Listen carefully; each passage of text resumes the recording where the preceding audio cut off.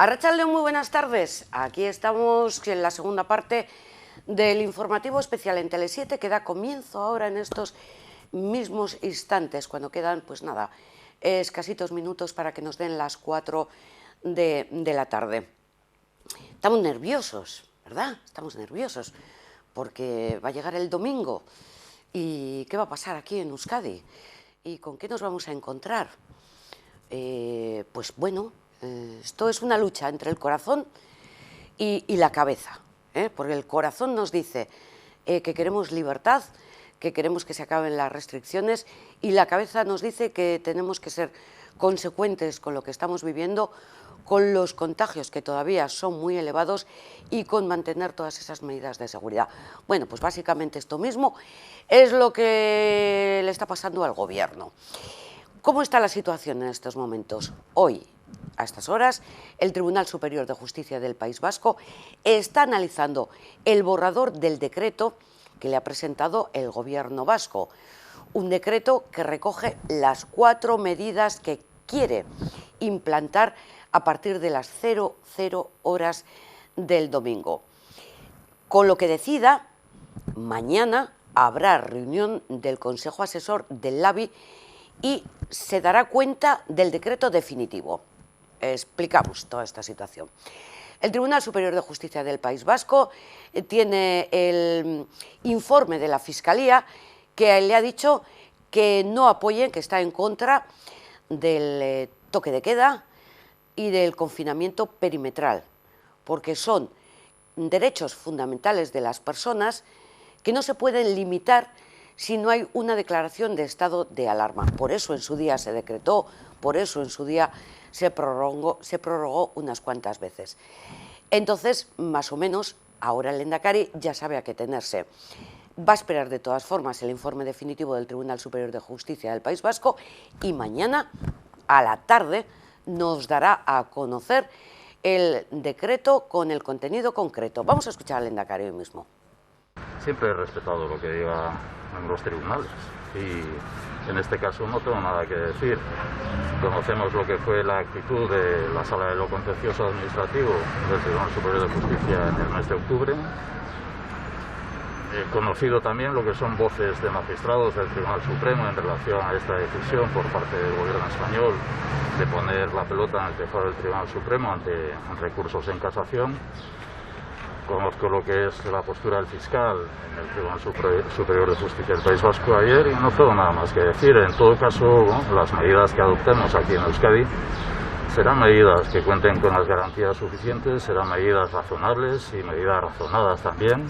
Es una situación positiva que estamos viviendo, de tendencia positiva, y esto es lo que me lleva también a aplaudir la actitud de la sociedad vasca y que mañana, cuando adoptemos las medidas, también recomendaremos el cumplimiento de las medidas que pongamos en vigor, apelando también a ese ejercicio de responsabilidad que constantemente hace la sociedad vasca para que hagamos una tendencia positiva a la baja de contagios y también, junto con ello, si la evolución de la llegada de vacunas nos permite también la administración de vacunas en una cantidad suficiente, pues podamos, junto con las medidas adoptadas, hacer que la situación sea mejor en el futuro. Que las medidas que nosotros vayamos a plantear mañana, en todo caso, serán medidas que cuenten con las garantías suficientes. ¿Y no tiene en sus planes previsto recurrir al Supremo?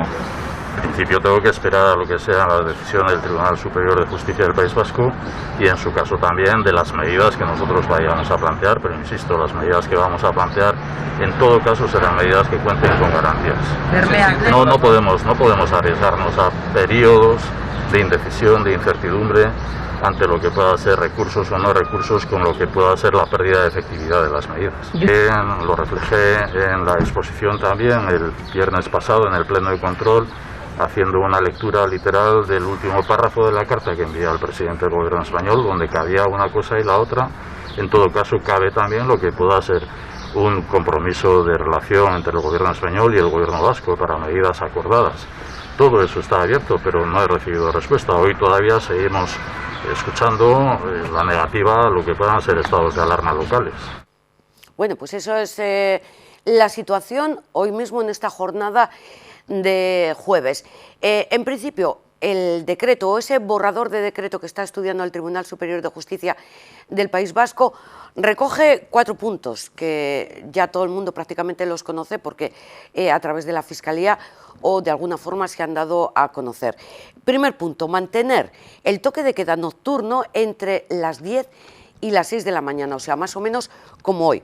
Y todo esto cuando el número de contagios supere los 200 casos por 100.000 habitantes en los últimos 14 días. El toque de queda, la hora es la misma. Lo que ha bajado en el decreto es la tasa de contagios.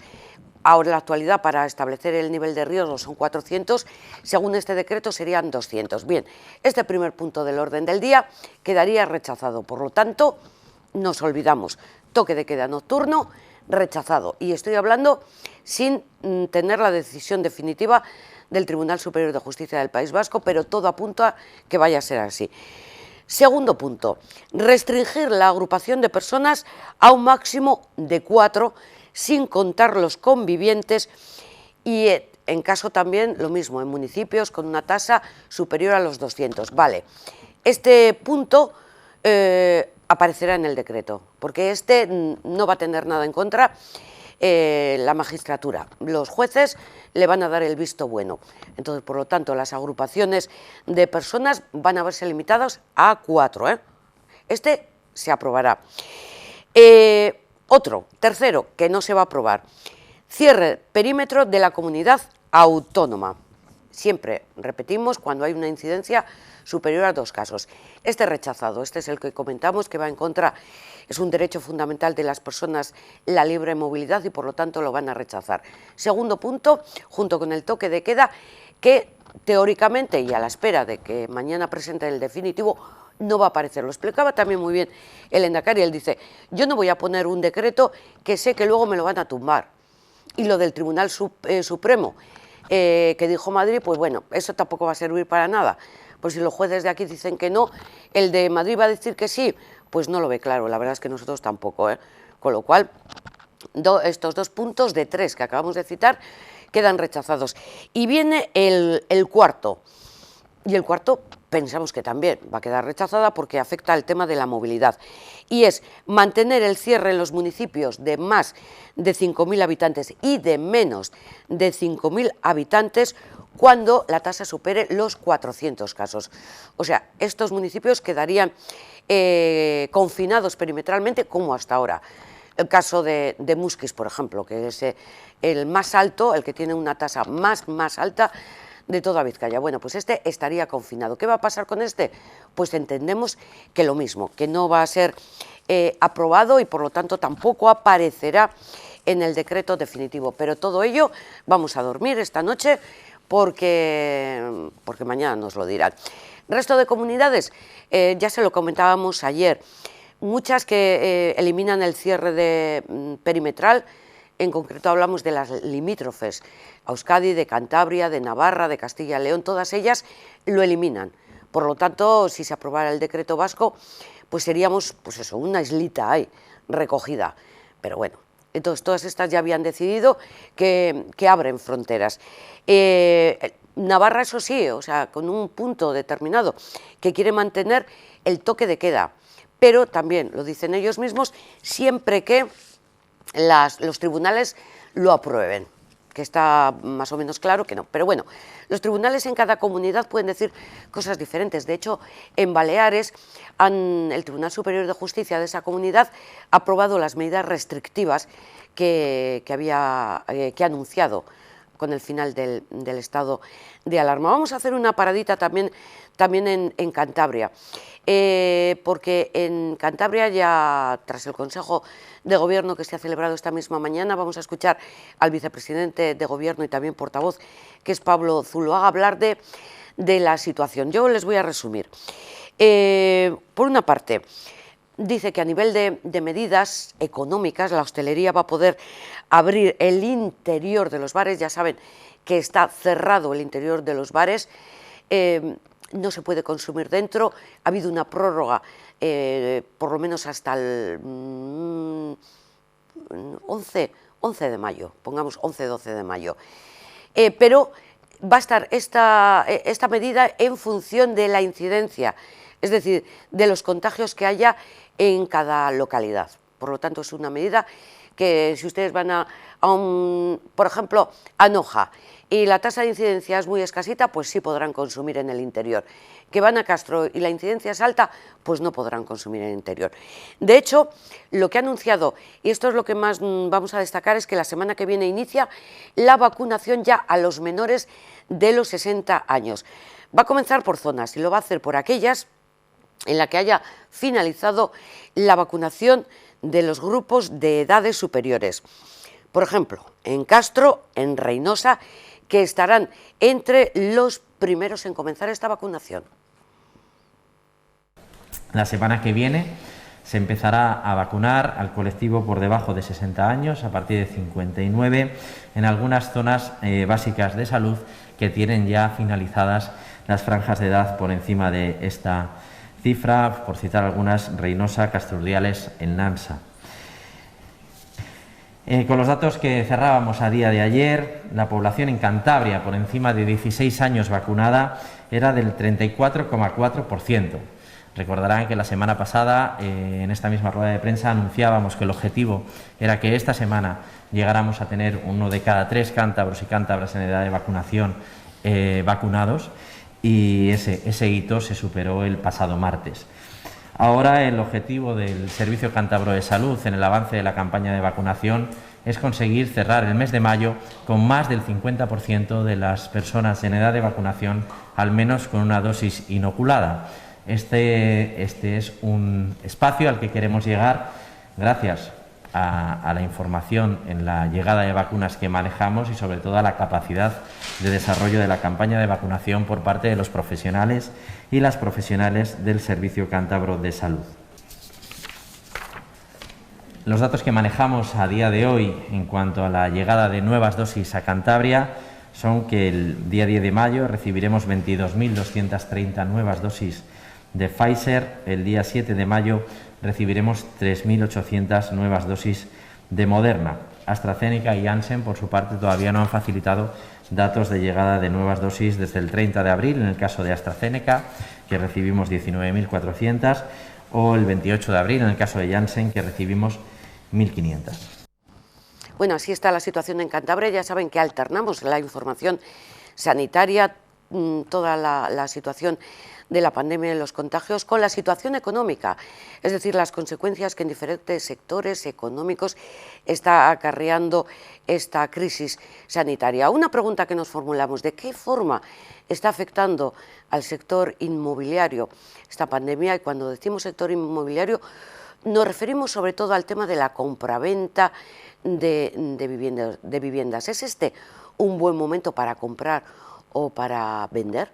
Vamos a formularle esta pregunta a Carles Muñoz, que él es abogado, socio del despacho jurídico Syntax Legal. Arratsaldeon, muy buenas tardes, Carles. Hola, muy buenas tardes, ¿qué tal?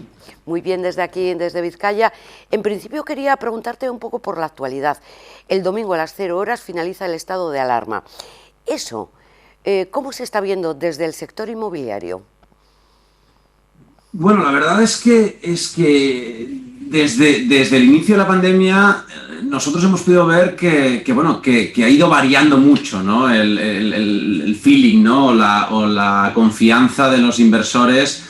Al principio hubo un primer momento de lo que los ingleses llaman wait and see, ¿no? De decir, oye, pues vamos a esperar a ver qué pasa y vamos a ver si bajan los precios, vamos a ver qué pasa con todo esto, y por lo tanto hubo un primer momento de prudencia y de espera. Posteriormente se ha ido viendo que hay muchos inversores que han pensado. Por un lado, habían inversores que tenían sus ahorros invertidos en bolsa y que veían que la bolsa se desplomaba y, por lo tanto, sacaban el dinero de la bolsa y se iban hacia otro tipo de inversión, como puede ser el inmobiliario, que a priori parecía más seguro. Y últimamente estamos viendo pues que ya dentro del sector inmobiliario pues está se está reubicando la inversión, ¿no? Estamos viendo pues, que hay inversores que están retirando sus inversiones del sector comercial, del sector del retail, de los locales comerciales, incluso de las oficinas, ¿no? Porque todo esto de la pandemia está afectando bastante y lo están invirtiendo según lo que nosotros vemos, bastante en vivienda. Las viviendas parecen ser un poco la inversión refugio tras la pandemia y estamos viendo que está creciendo bastante el interés. Entonces interpreto, Carles, que se han producido diferentes etapas, fases o episodios durante esta pandemia en lo que es el sector y en lo que respecta sobre todo a los inversores. Si tuvieras que hacer una recomendación, ¿este es buen momento para invertir en inmuebles, es decir, para comprar, por ejemplo? Bueno, a ver, evidentemente esa es la pregunta del millón, es decir, nadie sabe, como tampoco sabemos la evolución de la pandemia, tampoco sabemos qué nos va a deparar el futuro. Pero sí que, hombre, parece ser que empieza a ser un buen momento para invertir. Los precios han bajado ligeramente, ha habido movimiento.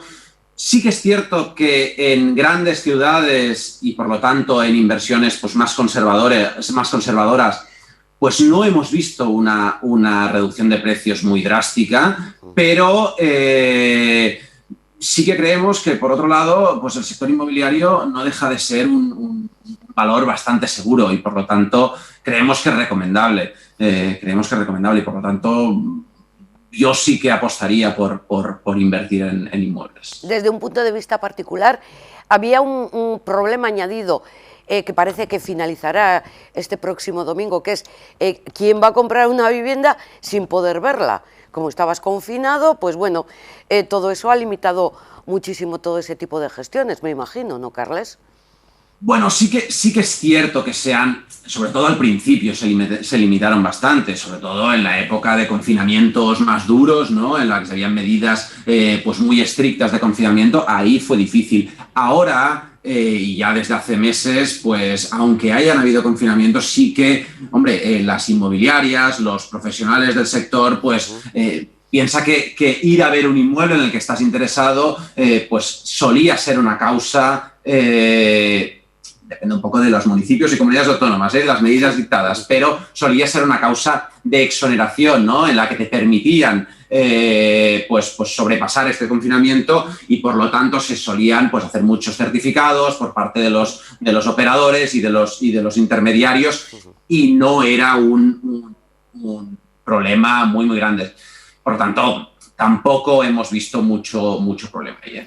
Sí, lo que pasa es que el tema de la fiscalidad, todo apunta que podría cambiar. Yo no sé si a mejor o a peor. No lo sabemos. A ver, lo que sí que sabemos es que tenemos un proyecto de ley de la vivienda que no únicamente regula o prevé medidas fiscales. Principalmente lo que debería buscar este proyecto de ley de vivienda es facilitar el acceso a la vivienda a quien lo tiene complicado. Y entonces ahí tenemos a PSOE y Podemos un poco tirando de la cuerda y peleándose sobre qué medidas van a introducir. Podemos parece que apuesta por una limitación de los precios de alquiler. El PSOE parece que apuesta por dar ventajas fiscales a quien ofrezca pisos en alquiler a un precio reducido. Ahí veremos. Y hay una reflexión bastante interesante, que es, veremos en qué se concretan esas medidas. Si al final se acaban estableciendo pues, deducciones a personas físicas en el IRPF para aquellos arrendadores que alquilen por debajo de un precio, no olvidemos que los grandes arrendadores y, por lo tanto, las grandes masas patrimoniales que se alquilan están situadas en sociedades, están situadas en manos de grandes tenedores que evidentemente pues, lo tienen situado en sociedades, ya sea por temas mercantiles, ¿no? De colocar sus negocios en sociedades, como también, evidentemente, por temas fiscales, ¿no? Entonces, si las ayudas van únicamente dirigidas a personas físicas, al IRPF, a mi juicio, poco impacto va a haber porque no se va a incidir en los precios de aquellos arrendadores, o sea, que ofrezcan aquellos arrendadores que tienen las grandes masas patrimoniales y, por lo tanto, poco impacto. Si, en cambio, se producen ayudas en el ámbito pues, del impuesto sobre sociedades y en el ámbito y en otros impuestos, como puede ser el impuesto sobre bienes inmuebles, el IBI, pues ahí quizá sí que puede acabar impactando en lo que el inquilino paga porque el arrendador ve un atractivo en esas medidas fiscales ofrecidas. Sin embargo, aquí tenemos una cultura que quizás por este tema del coronavirus va a cambiar, y sobre todo por las consecuencias económicas y porque nuestros jóvenes no tienen trabajo. La cultura aquí siempre ha sido la de adquirir una vivienda, la de no tirar el dinero en un alquiler. ¿Eso va a continuar siendo así o todo indica que vamos a ir al alquiler como en Europa? Pues yo te diría y me atrevería a decir que ojalá que no, ¿vale? Ojalá que no continúe así. Yo creo que tenemos que asumir que la inversión inmobiliaria es buena, pero siempre y cuando se haga como inversión. Comprar una vivienda, pues sí que cuando la tienes pagada te da una tranquilidad, pero muchas veces esa inversión dirigida de otra manera, ese gasto realizado en tu propia vivienda, dirigido de otra manera, pues te puede dar una mayor rentabilidad. En otros países de Europa, sobre todo el norte de Europa, triunfa mucho más el alquiler porque precisamente te da una cierta flexibilidad. Y yo creo que, sobre todo después de la crisis de 2007-2008, pues tendríamos que haber aprendido que el comprar vivienda no es para todos. Y no hablo de un tema de clases, no hablo de un tema de capacidad económica, sino hablo de que quizás no todos tenemos que comprar una vivienda porque el alquiler tiene otras ventajas y tenemos que ver que el alquiler no es tirar el dinero, sino pagar por un servicio. Y quizá ese dinero que te ahorras con el alquiler comparado con el comprar una vivienda, no olvidemos que tenemos que hacer una fuerte entrada al comprar una vivienda para uso propio, pues quizá ese dinero mejor invertido podemos acabar rentabilizándolo un poquito más. Aquí te pido un consejo. Yo, por ejemplo, me quiero cambiar de casa, aprovechando todo, pues esto, que quiero ahora una casa con balcón o en mejores condiciones o mejor situada. ¿Qué me dirías? ¿Hazlo o espera? Difícil pregunta, pero si es para vivir tú, hazlo. ¿Por qué? Porque al final yo creo que las viviendas para el uso propio te acabas guiando por otras cosas. Es decir, una de las cosas que me dijeras, mira, quiero comprar para invertir y para luego alquilar, entonces te diría, hombre, pues hagamos un estudio de mercado y seguramente sea buen momento. Si es para vivir tú, yo te diría, oye, te vas a guiar por otras cosas, no vas a mirar tanto los números, no vas a mirar tanto la rentabilidad, vas a comprar evidentemente lo que te puedas permitir y por lo tanto hazlo ahora o hazlo cuando sea porque vas a valorar otras cosas. Y eso es lo que nos tendría que guiar a la hora de comprar la vivienda, creo yo.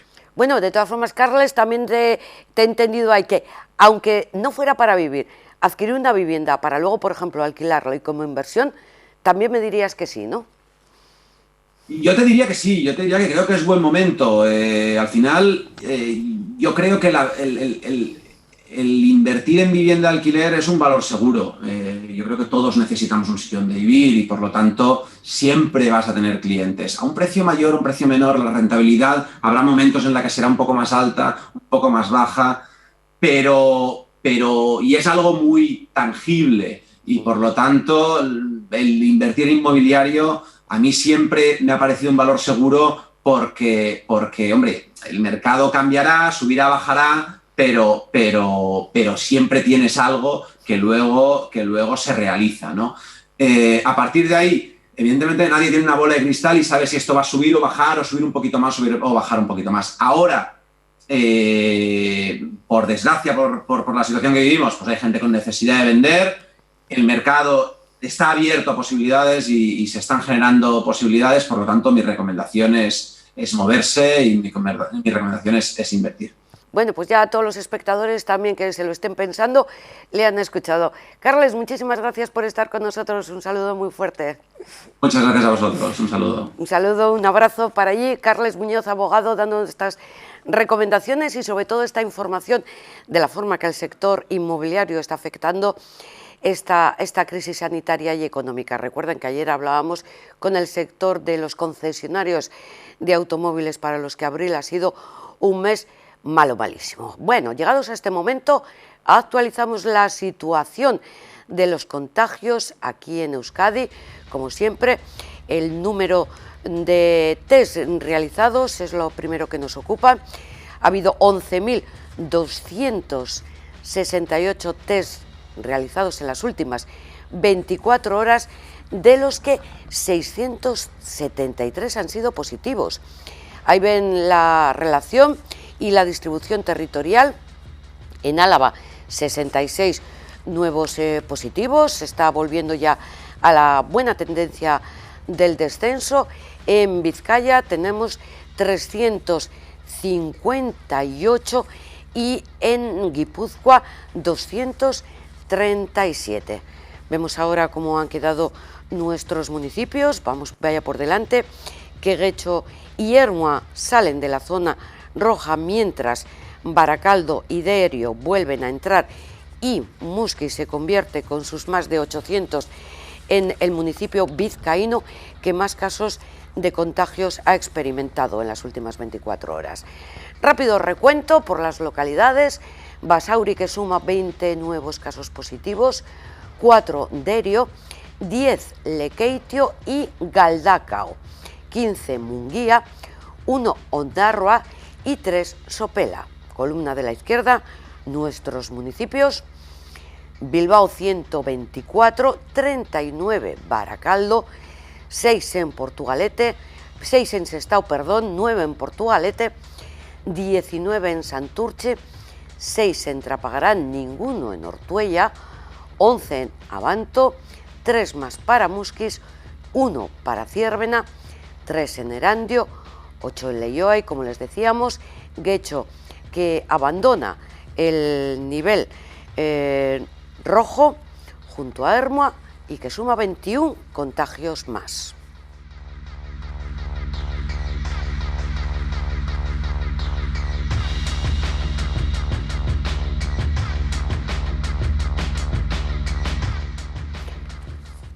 Darles cuenta también de la situación en los hospitales. En el día de ayer, 50 personas ingresaron por COVID en planta, y en las UCIs hay actualmente 183 personas contagiadas por COVID-19.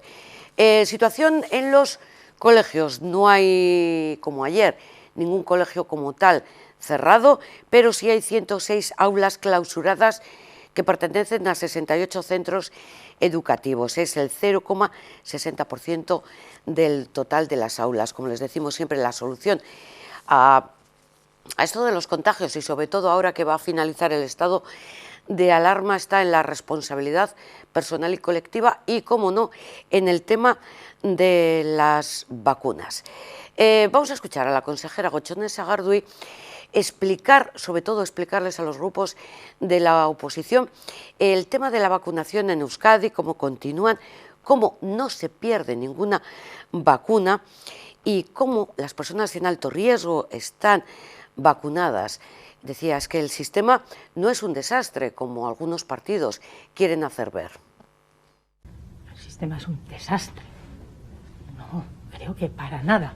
Cuando en pocas horas se cubren las citas que se ofrecen y cuando seguimos ofreciendo citas y estas se siguen cubriendo, y cuando se acude a nuestros centros de salud y se siguen dando citas para ajustar las agendas hasta la última, y llamamos para cubrir hasta la última y que hasta la última dosis se utilice y no se descarte ninguna dosis.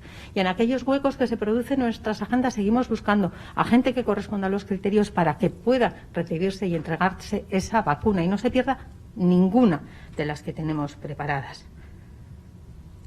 Cuando estamos llamando, ya hemos vacunado a los pacientes de muy alto riesgo Llevamos el 58% de los de alto riesgo. Yo no he dicho que estén todos, he dicho que los de muy alto riesgo están vacunados. Los de alto riesgo, y esa definición además está clara de cuáles son los que se consideran de alto riesgo, esos los estamos ya vacunando cuando hemos empezado con el grupo de edad que correspondía compatibilizar, 70 a 79.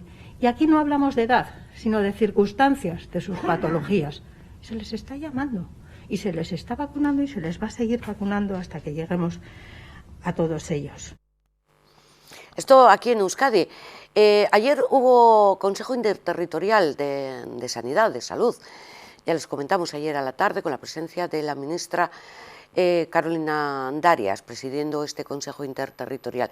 Nos ha parecido chocante. Dice la ministra de Sanidad que la vacunación, en términos generales, ha utilizado la expresión va como un tiro. Ha dicho, va como un tiro y están llegando nuevas vacunas, 310.000 de Moderna y en torno a los 2 millones de la vacuna Pfizer.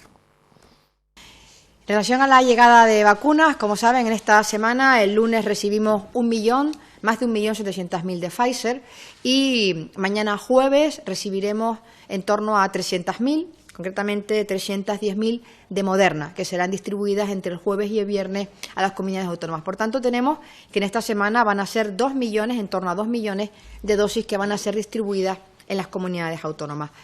Un dato de interés que quiero compartir con ustedes: en la última semana, desde el anterior Consejo Interterritorial que comparecí ante todos ustedes, se han puesto, del pasado miércoles a hoy, 2,5 millones de dosis. Hemos pasado de 15,3 millones a 17,9 millones de dosis. Por tanto, hemos incrementado en 1,4 millones el número de personas con una dosis y 1,2 millones de personas con pauta completa.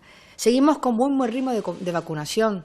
Podemos decir que vamos como un tiro, permítame la expresión coloquial, vamos como un tiro con la vacunación. Estamos entre los 4 primeros países de la Unión Europea con mayor número de dosis administradas por habitante en los últimos 7 días. Por tanto, el Sistema Nacional de Salud vuelve a demostrar su fortaleza, principalmente por la coordinación de las comunidades autónomas, el trabajo que realizan con el Gobierno de España, la estrategia de compra anticipada y también por estos profesionales sanitarios que están haciendo un esfuerzo importante y toda la red asistencial que conforma nuestro Sistema Nacional de Salud. Seguimos cumpliendo hitos, seguimos cumpliendo objetivos. Como saben, ya hace semanas que eran más las personas que habían recibido la pauta completa que el número de personas con contagios notificados. Este lunes cumplimos el segundo hito anunciado por el presidente Sánchez en la primera semana de mayo, que era alcanzar el hito de superar los 5 millones de personas en nuestro país con pauta completa. Y seguimos avanzando en los objetivos planteados por el presidente del Gobierno para llegar al final de agosto con el 70% de la población vacunada en nuestro país.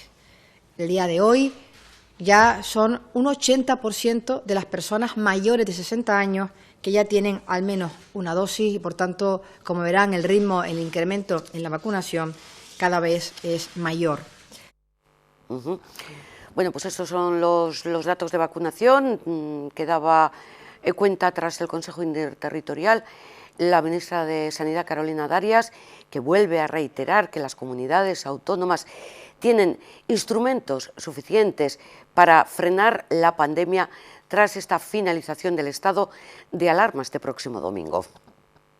El Real Decreto Ley que ayer aprobó el Consejo de Ministros, entre las novedades que presenta es ese recurso de casación para unificar doctrina respecto a las decisiones de los Tribunales Superiores de Justicia de las comunidades autónomas en relación a aquellas medidas de restricciones que pudieran acordar, en este caso, las distintas comunidades autónomas en función de su situación epidemiológica. Por tanto, lo que se ha tratado en el día de ayer y para, digamos, a partir del 9 de mayo es dar esa posibilidad a las comunidades autónomas porque muchas de ellas, ya saben, pueden tomar medidas en el ámbito de sus competencias digamos que les compete, ¿no? Pero además también tenemos, y yo he repasado hoy al Consejo, distintas declaraciones de actuaciones coordinadas que han sido adoptadas a lo largo, digamos, de vigencia de esta pandemia, que siguen vigentes a día de hoy. Estamos hablando de la declaración de actuaciones coordinadas del 14 de agosto del año 20, la declaración de actuaciones coordinadas del 27 de agosto del mismo año, también del 9 de septiembre, del 30 de septiembre y del 28 de octubre, que tienen su vigencia sin perjuicio,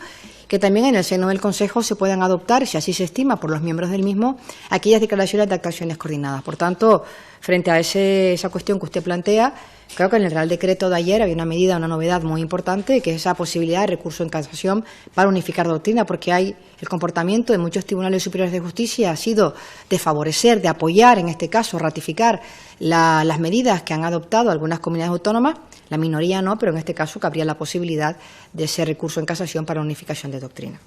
Bueno, eso es lo que viene a decir tras el Consejo Interterritorial. Ya que estamos en Madrid, una nota económica de interés porque los ERTE se podrían prolongar otros 4 meses más, al menos hasta el 30 de septiembre. La ministra de Trabajo lo ha avanzado así a los agentes sociales con los que empezará la próxima semana una negociación sobre las condiciones en esta nueva prórroga de los ERTE.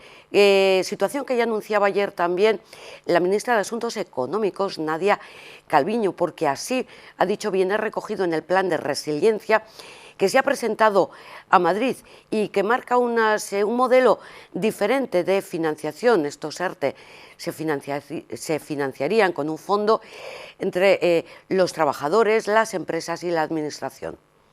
Y vamos a empezar a trabajar con los agentes sociales y yo espero que haya pronto un acuerdo para ver cuál es el marco que queremos para estos ERTEs de transición, ¿no?, que tienen que acompañar la fase final de la pandemia en lo que queda del año 2021, que tiene que ser un régimen que nos permita acompañar la reactivación económica a medida que van haciéndose cada vez más menores las restricciones a la actividad económica por parte de las distintas comunidades autónomas, ¿no? Gracias a la aceleración del calendario de vacunación, todos vemos la salida, vemos la luz al final del túnel y se está produciendo esa desescalada de las medidas de restricción de la actividad y eso nos permite ya encarar un proceso de transición hacia esa fase de crecimiento intenso, de recuperación que todos esperamos se produzca a partir de la segunda parte del año.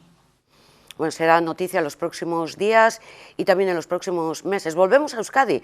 Hoy ha habido pleno en el Parlamento Vasco, asuntos económicos, lógicamente, y de otra índole. Ahí estamos viendo justo los prolegómenos de esta sesión plenaria, en el que ha habido un momento, digamos, más o menos tenso, porque Euskal Herria Bildu ha pedido la reprobación de la consejera Gotzone Sagardui, motivada por las dudas en torno a la vacunación de los que fueron gerentes del Hospital Santa Marina y del Hospital de Basurto.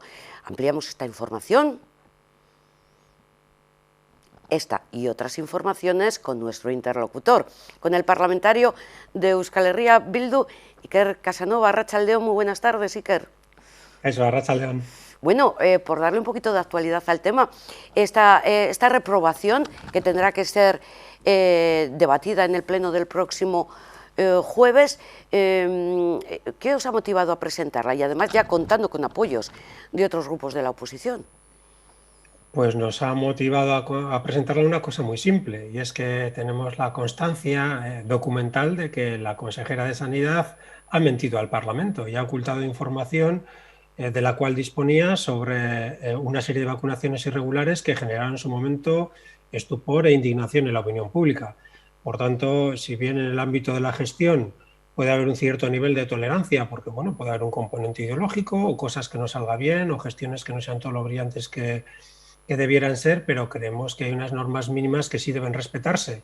Y una de esas normas es precisamente a la que me refería, decir la verdad al Parlamento, porque decir la verdad al Parlamento es decir la verdad a la sociedad, y en un momento y en una situación como la que nos encontramos en medio de esta pandemia, la confianza de la ciudadanía en las instituciones se basa en que puedan tener la certeza de que, bueno, con aciertos o con errores, pero al menos en las cosas que son objetivas no mientan. y la consejera ha mentido, y además los partidos que sustentan al gobierno han bloqueado la posibilidad de que en la Comisión de Salud se reciban testimonios de más personas relacionadas con esta cuestión, y en una decisión inaudita pues ha censurado las peticiones de comparecencia realizadas por Euskal Herria Bildu, ¿no? Por tanto, tanto por esa falta de respeto a la verdad, que es una falta de respeto a la ciudadanía, como por esa actitud inédita de bloqueo de iniciativas parlamentarias perfectamente legítimas, entendemos que era el momento de llevar al Pleno la reprobación o la petición de reprobación de la consejera, que me adelanto a quien esté sacando cuentas. Es evidente que no tiene los votos suficientes para salir adelante, pero creemos que ante la gravedad de los hechos también se tiene que poner sobre la mesa pues una de las medidas pues más drásticas que puede articularse desde la oposición, que es algo que no se hace a la ligera, que es algo que se hace en muy poquitas ocasiones, y que creemos que esta es una de esas ocasiones porque el comportamiento de la consejera ha sido inaceptable. Efectivamente, ayer, como comentaba, se esperaba la comparecencia en la Comisión de Salud en el Parlamento de Sabas, de Maiz, que no se presentaron. Sí que participó Jonan Fernández, el presidente del AVE técnico, hablando, entre otras cuestiones, del fin del estado de alarma. Es una pregunta que también quiero formular a Euskal Herria Bildu. ¿Cuál es la opinión de lo que va a pasar en Euskadi tras la finalización del estado de alarma? Pues bueno, yo diría que jurídicamente el estado de alarma, como escenario, decía, jurídico, desaparece, pero creo que la situación nos lleva a que el conjunto de la ciudadanía y también buena parte de los representantes políticos estemos sumidos en un auténtico y literal estado de alarma ante la constatación de que nuestros dirigentes no son capaces, ni siquiera en una situación de la gravedad y del grado de previsibilidad que tenía esta, de tener previstos unos recursos para dar a la población lo que decía anteriormente, certezas. Reclamamos certeza de que los gobernantes nos dicen la verdad, y también tenemos el derecho a reclamar certezas en cuanto a la normativa que va a regir nuestras vidas a partir ni más ni menos que este domingo.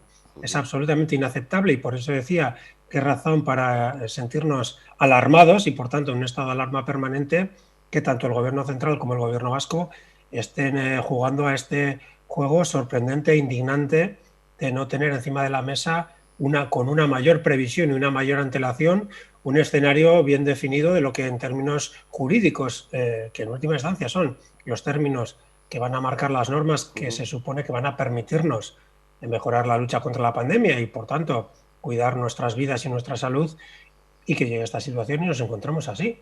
Que no sabemos si hay que hacerle caso a Revilla, si hay que hacerle caso a Urkullu, si hay que hacer caso al gobierno central, hay que hacer caso al fiscal, hay que hacer caso al Tribunal Superior de Justicia del País Vasco, al Supremo. No sabemos si se puede salir, en qué horarios, en qué grupos, no sabemos la hostelería, y ahí habrá gente que estará pues con sus expectativas laborales a cortísimo plazo pendientes de que todo esto se aclare. Es decir, nos encontramos en una situación que tanto política como sanitariamente nos parece absolutamente inaudita, y por tanto vuelvo a remitirme a la consideración inicial. Hay motivos para estar alarmados, no solo porque estamos en una pandemia, sino porque estamos constatando un día sí y otro también que no tenemos unos dirigentes políticos a la altura y con capacidad de dar seguridad y de dar unas certezas a la población sobre algo tan importante y tan previsible como era el escenario que se abría a partir de la finalización del estado de alarma decretado por el Gobierno central.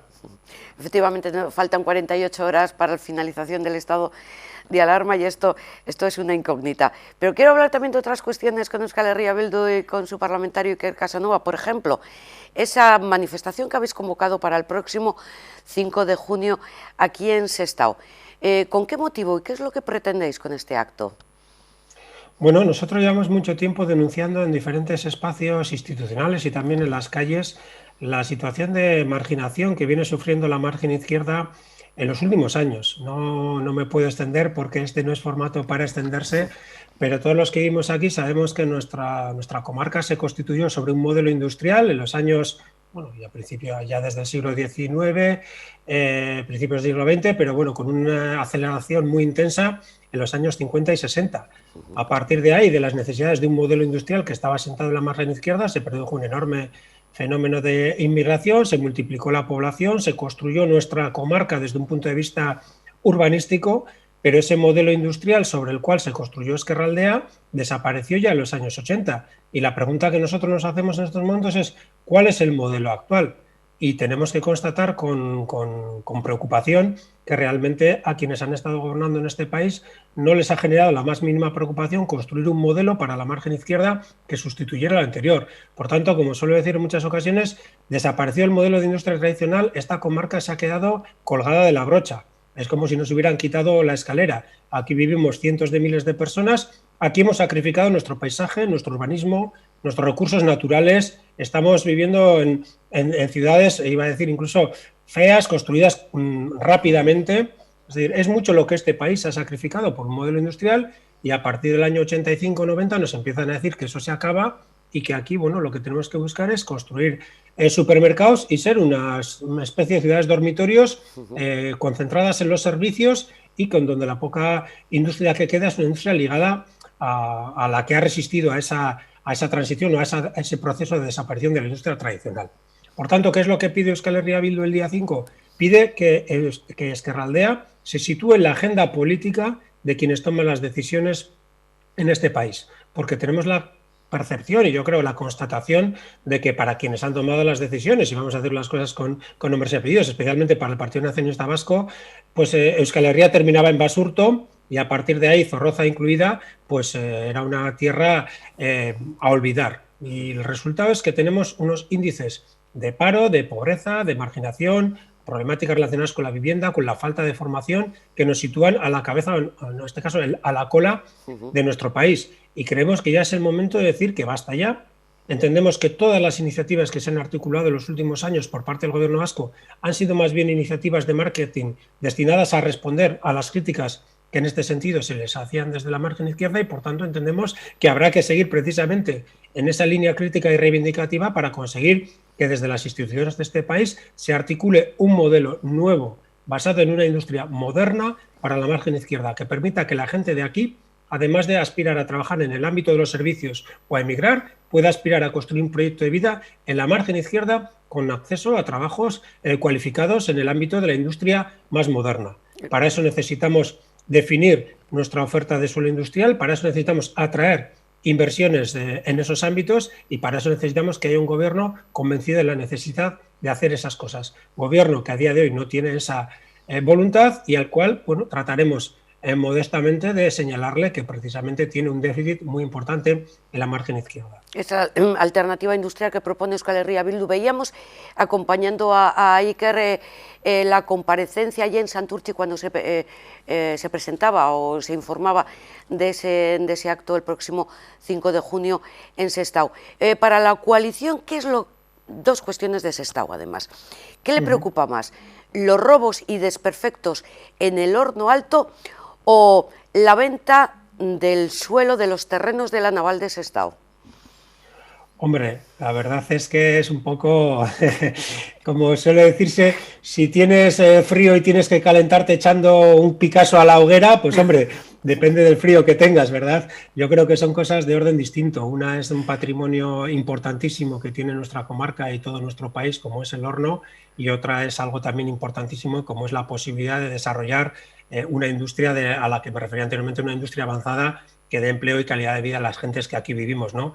Pero creo que en cierta medida están unidas. Ya nuestro grupo, cuando tuvimos conocimiento de los desperfectos que se estaban produciendo en el horno, pues también en ese sentido pensamos que era la hora de levantar la voz y de exigir a las instituciones no solo apeladas a cuidar de ese horno, sino obligadas por ley a mantenerlo y a valorizarlo, pues realmente cumplieran con sus obligaciones y se pusieran las pilas para, en primer lugar, evitar que se produjeran más desperfectos y, en segundo lugar, concluir los trabajos de reparación en el horno y de puesta en valor, es decir, que pueda ser un instrumento útil para que se realicen visitas y en su entorno se puedan realizar actividades formativas y de otra índole, ¿no? Por tanto, eso lo llevamos al Parlamento, también al Pleno de Sestao y además lo conseguimos.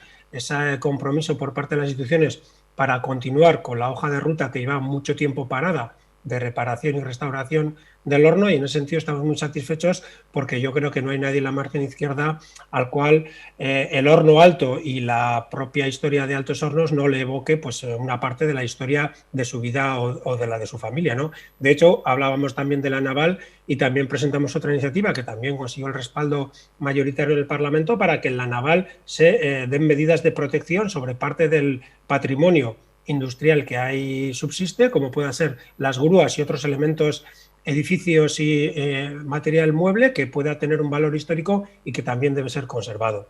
Pero es evidente que yo creo que la mayoría de la ciudadanía, sin hacerle ascos realmente a esa conservación del patrimonio, también está muy preocupada por el futuro y por las oportunidades de empleo que pueda haber en la zona, ¿no? Y en ese sentido nos parece calamitosa la gestión que se ha hecho desde el gobierno vasco en torno a todo lo que ha sido el cierre de la naval y la gestión posterior del proceso concursal y de los terrenos. Creemos que se podía haber evitado el cierre de la naval en su momento con una intervención pública y que existía respaldo jurídico para poderlo haber hecho, y creemos que es escandaloso que una vez que el gobierno vasco por su inhibición permite que la naval se cierre definitivamente, que no hayan sido capaces de intervenir en la compra de los terrenos para garantizar una continuidad del uso industrial de los mismos, y ahora estamos a expensas de que un grupo belga, en este caso, del ámbito inmobiliario, pues tenga a bien ceder los terrenos o ceder o previo pago, evidentemente, alquilar esos terrenos para que se realice una actividad industrial. Ahí queremos decir dos cosas. En primer lugar, también en este sentido lideramos un acuerdo en el Parlamento para pedir al gobierno vasco que se comprometa al máximo de sus posibilidades para garantizar un futuro industrial del terreno de la naval. Pero que eso no estaríamos pendientes de un hilo si el terreno fuera propiedad del gobierno vasco o de alguna empresa creada ad hoc por impulso público y con el objetivo de garantizar el uso industrial. Ahora, es verdad que hay una calificación urbanística que obliga a que una buena parte de ese terreno sea industrial, pero también tenemos a un propietario que dentro de la legalidad puede elegir qué utilidad le va a dar a esos terrenos. No estaríamos en esa situación, y esto es lo triste, si el gobierno vasco hubiera hecho los deberes y hubiera adquirido ese suelo, porque en estos momentos nos consta, y además es público, que existen ofertas muy, muy interesantes del ámbito de la industria para ocupar los terrenos que dependen, como decía, en estos momentos ahora de que el propietario acceda a ello o no. Claro, entonces sería este de los pocos suelos industriales que quedarán en la margen izquierda, ¿no?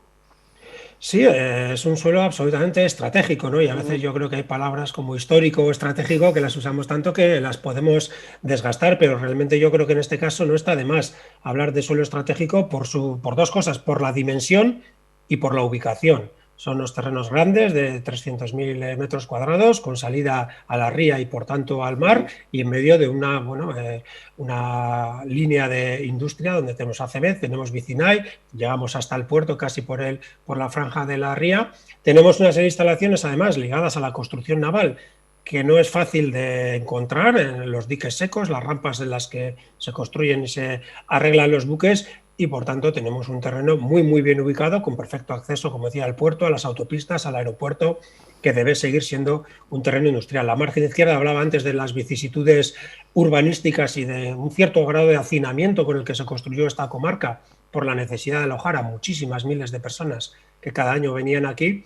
Y desde luego no andamos sobrados de terrenos industriales, no hay ninguno de esta categoría, y alguno que se le parecía, como era el de la Bakco, pues desgraciadamente, nuevamente, y no es obsesión, pero es sí una constatación, por dejación del gobierno vasco, esos terrenos se han perdido en buena medida para usos industriales, y ya tenemos que los dos grandes proyectos que están en marcha ahí, que no ocupan la totalidad del terreno, pero es una buena parte, son los almacenes de Amazon, para lo cual se recalificó por parte del Ayuntamiento de Trápaga un terreno que era de uso industrial para precisamente poner almacenes, y otro proyecto que está en marcha, que es el de un centro comercial de la empresa Costco. Por tanto, cuando decimos que para algunos el futuro de la margen izquierda pasa por los centros comerciales y los grandes almacenes o los centros logísticos, pues realmente estamos denunciando algo que se está constatando en la realidad. Volvemos a decirlo, necesitamos terreno industrial, necesitamos capacidad de atraer inversiones de una cierta dimensión, y necesitamos que vayan vinculadas no solo a una industria o a unos sectores más maduros, que son los pocos que perviven en la margen izquierda,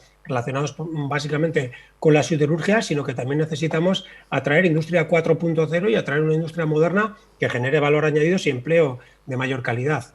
que es lo que siempre decimos, la industria es el futuro económico y el futuro laboral. Volveremos luego a economía, pero no quiero que se me olviden otras cuestiones de actualidad, como por ejemplo las recientes elecciones autonómicas en Madrid.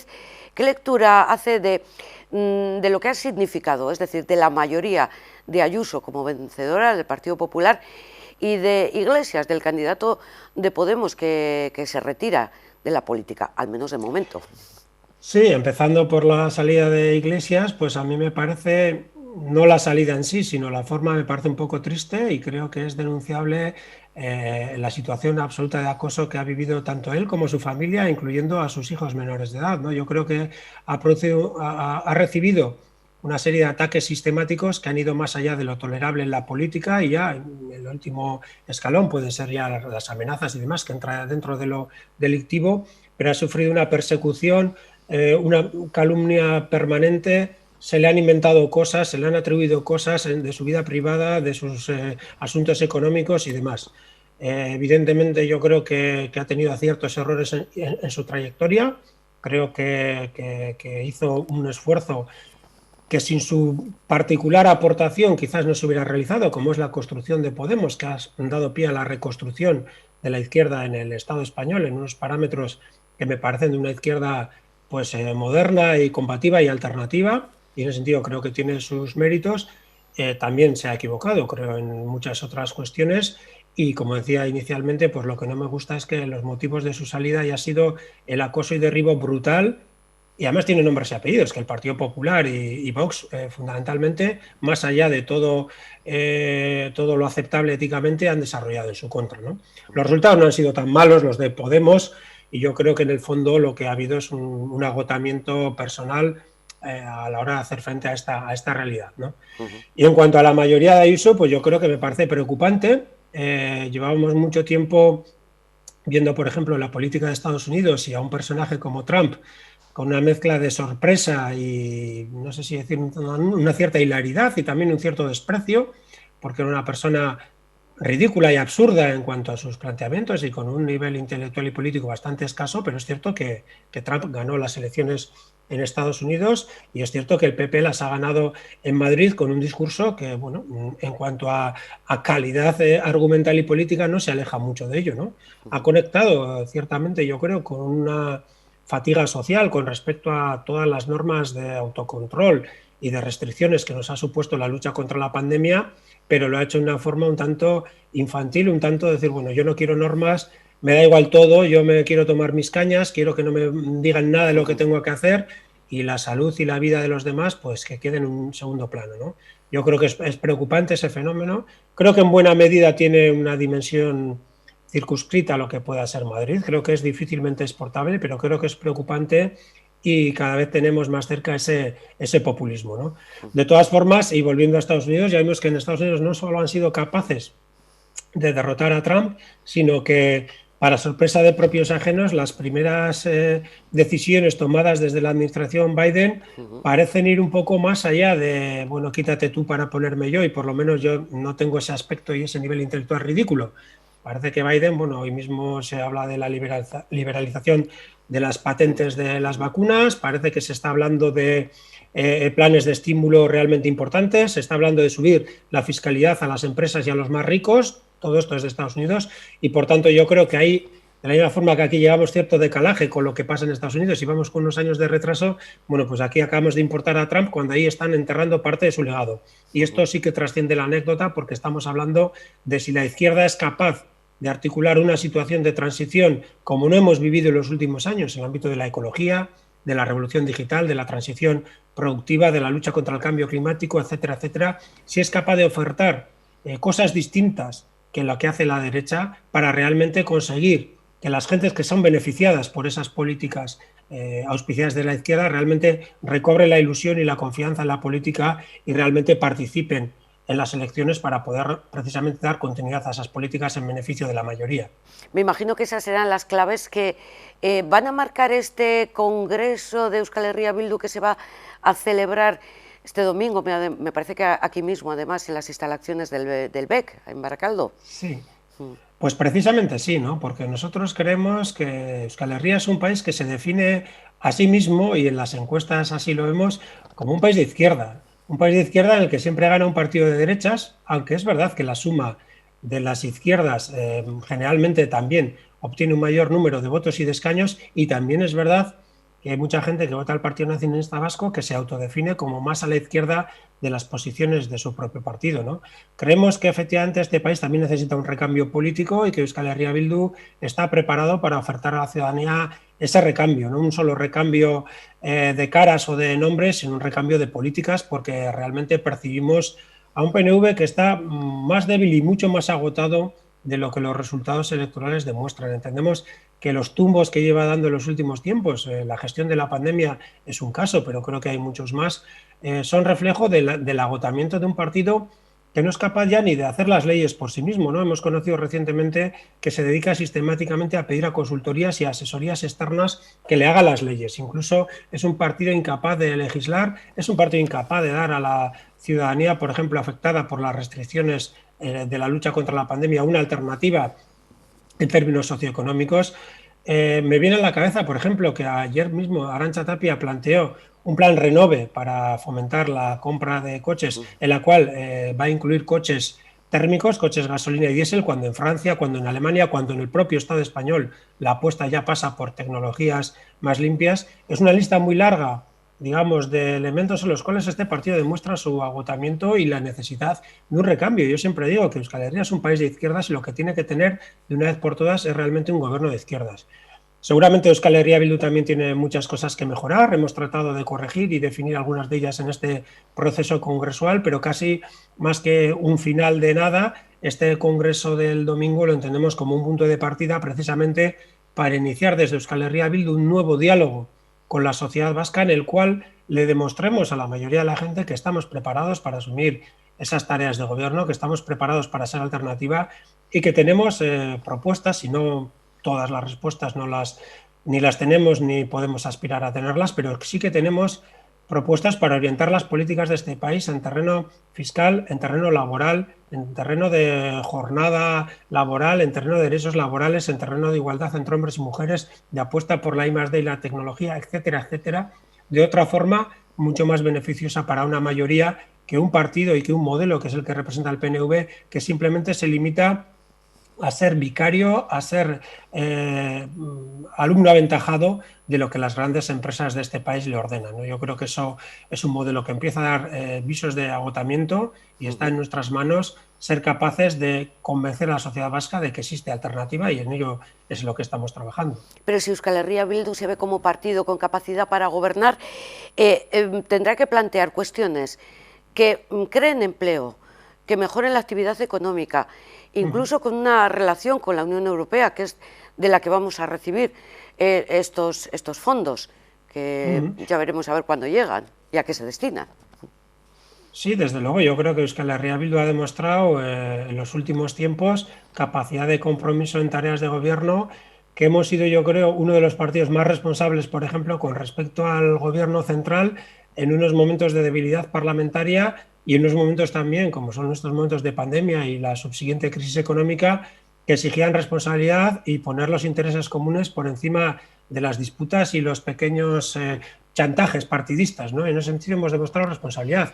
Con respecto a lo que me planteabas ahora, evidentemente, la sociedad vasca creo que percibe todavía mayoritariamente a Euskal Herria Bildu con unas gafas del pasado, que percibe a un partido, y en las encuestas que nosotros tenemos y las que se hacen públicas también, así se define, como un partido honesto, en el sentido de que no está implicado en temas de corrupción, y un partido, bueno, en el sentido respetable, pero un partido más eficiente en la protesta y en el no, que en la construcción de alternativas. Ese es el gran reto que tenemos que superar, porque aunque consideramos que eso es un prejuicio más basado, como decía, en un sesgo de actitudes pasadas que en la realidad del presente, pero es un prejuicio muy arraigado, de la misma forma que está muy arraigada entre la ciudadanía vasca la percepción de que el Partido Nacionalista Vasco tiene capacidad para gobernar, ¿no? Que tendrán sus cosas, pero bueno, que con las cosas económicas pues son solventes, ¿no? Lo estamos viendo una y otra vez. Este país, por ejemplo, y creo que la lista sería muy larga, En temas de educación, suspende los exámenes de PISA y tiene una de las escuelas con un mayor nivel de segregación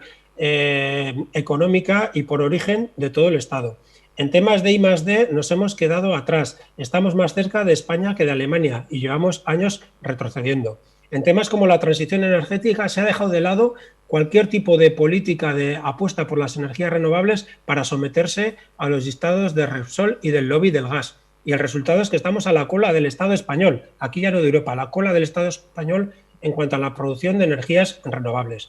Los fondos europeos se han gestionado de una forma absolutamente chapucera. Al gobierno vasco se le pidió planificar transiciones y utilizar esos fondos en dinámicas de transformación y el gobierno vasco no está en eso. El gobierno vasco lo que es, como decía anteriormente, es un cumplidor de los mandatos que le llegan desde las empresas y por tanto lo único que tenía en el cajón era proyectos que Petronor o que Iberdrola le pudieran aportar, ¿no? Yo creo que la lista es muy larga, la lista de elementos, la propia gestión de la pandemia es uno más, que demuestran que este gobierno y el partido que lo sustenta no hace bien las cosas y al mismo tiempo creo que cada vez más sectores de la sociedad perciben que desde Euskal Herria Bildu, aparte de ser honrados y no meter la mano en la caja y aparte de ser buenos en la protesta, cada vez las alternativas que proponemos y las propuestas que hacemos son más sólidas y nos da mayor credibilidad para poder ser percibidos como una alternativa de gobierno. Pero evidentemente queda un camino por hacer y, como decía, esperemos que el domingo sea un hito en esa capacidad de cambiar la percepción de la sociedad, porque puedo asegurar que las propuestas y el trabajo existen y que además, una anécdota para terminar esta respuesta, ¿no? El otro día estábamos pidiendo la liberalización de las patentes de las vacunas. Se nos decía que eso no amarcia nada y hoy mismo, como hacía referencia anteriormente, el propio gobierno de Estados Unidos respalda esa cuestión, ¿no? Otras que hablábamos de tasa COVID o subir impuestos a los más ricos. En fin, yo creo que este país está empezando a cambiar y cada vez más, si me permite la expresión, con respecto a la gestión del PNV, cada vez más gente se da cuenta de que el rey está desnudo. Y es un lugar común, es como hablar del tiempo en el ascensor, decir que bueno, el PNV por lo menos sabe gestionar, pero creo que cada vez más gente se está dando cuenta de que en el ámbito de la gestión también sus desnudeces son más que obvias. Pues también para terminar, Iker Casanova, una pregunta un poco anecdótica. Si pudieras escoger una vacuna, ¿cuál pedirías? ¿La Sputnik? No, yo creo que se está generando en torno a las vacunas una situación un poco kafkiana, ¿no? Yo no sé si la Sputnik, la Soberana que han hecho en Cuba, la que han hecho en China o la que han hecho en Estados Unidos, aquí en estos momentos no es cuestión de mirar el origen de las vacunas, sino la efectividad de las mismas. Y cuantas más mejor. Efectivamente, cuantos más mejor. Y luego nos referíamos a la cuestión de la liberalización de las patentes. Si ha habido un esfuerzo investigador por parte de ciertas empresas o países, eso tiene que estar compensado, pero hablaremos de eso después, porque en estos momentos estamos viendo situaciones como la de la India o la que podíamos tener aquí si no hubiera vacunas, porque quiero recordar que en la India se está hablando de catástrofe con 300.000 casos al día y aquí hemos llegado a tener, la semana pasada, afortunadamente está remitiendo 1.000 casos. Proporcionalmente, la semana pasada estábamos teniendo más casos que la India. Lo que pasa que efectivamente tanto el sistema sanitario aquí está mucho más desarrollado como el nivel de vacunación estaba mucho más avanzado. Es que las vacunas están siendo la diferencia entre la vida y la muerte de miles de personas. Por tanto, también nos parece un poco obsceno y la propia Unión Europea no ha sido ajena a ello, politizar y entrar en guerras sobre el origen de las vacunas en lugar de utilizar todos los recursos disponibles para salvar la vida de la gente, que es de lo que se trata. Por tanto, y después de este gran rodeo, te diría que me pondría cualquier vacuna que hubiera pasado los filtros de efectividad que se aplican a este tipo de medicamentos. Efectivamente, ahí sí que coincidimos. Cualquiera de ellas, los beneficios van a ser superiores a los riesgos. Gracias, Iker Casanova, por este repaso a la actualidad que acabamos de hacer. Un beso muy fuerte. Venga, igualmente, gracias a vos. Eskerrik asko, Iker Casanova, parlamentario de Euskal Herria Bildu, con el que acabamos de mantener este repaso a la actualidad.